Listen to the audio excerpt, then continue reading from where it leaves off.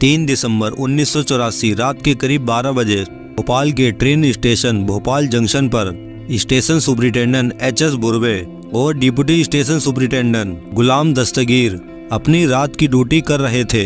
तभी अचानक से इनकी आंखें जलने लगती हैं और गले में खराश होने लगती है। ये अपने सीनियर बुर्वे को ढूंढते हैं ये बात बताने के लिए, लेकिन वो कहीं दिखाई नहीं देते।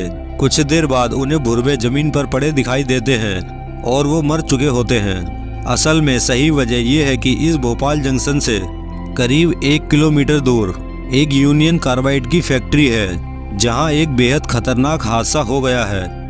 करीब 50,000 पाउंड जहरीली गैसें इस फैक्ट्री से लीक हो जाती हैं, जैसे MIC, हाइड्रोजन साइनाइड, पोस्जीन जैसी ढेर सारी गैसें इस फैक्ट्री से निकलकर बड़ी तेजी से चारों तरफ इस शहर में फैल रही है।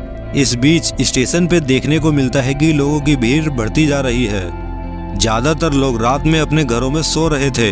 लोगों को सांस लेने में तकलीफ होने लगी तो कुछ लोग जिनके पास अपनी गाड़ियां थी वो अपनी गाड़ियों में बैठे और शहर से दूर जाने लगे। दूसरी तरफ जिनके पास अपनी गाड़ियां नहीं थी उनमें से बहुत सारे लोग स्टेशन पर आकर इकट्ठे होने लगे। वो नहीं जानते थे क्या किया जाए। भोपाल जंक्शन पर धीरे धीरे भीड़ बढ़ती चली गई।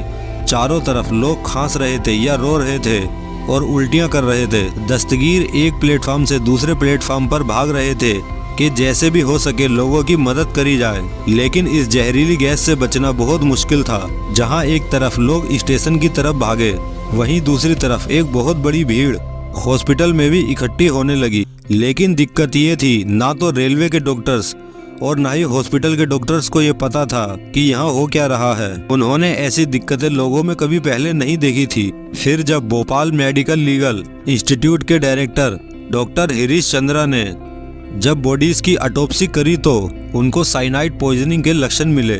उन्होंने कहा कि हमको सोडियम सल्फेट ही यूज करना चाहिए। हालांकि इस एंटीडोट के बारे में बहुत सारे डॉक्टर्स ने बताया भी था।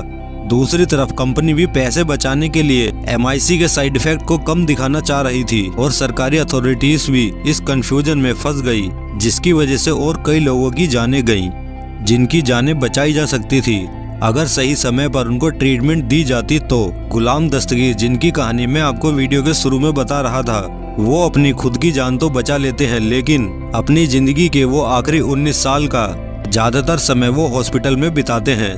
साल 2003 में जाकर उनका देहांत होता है।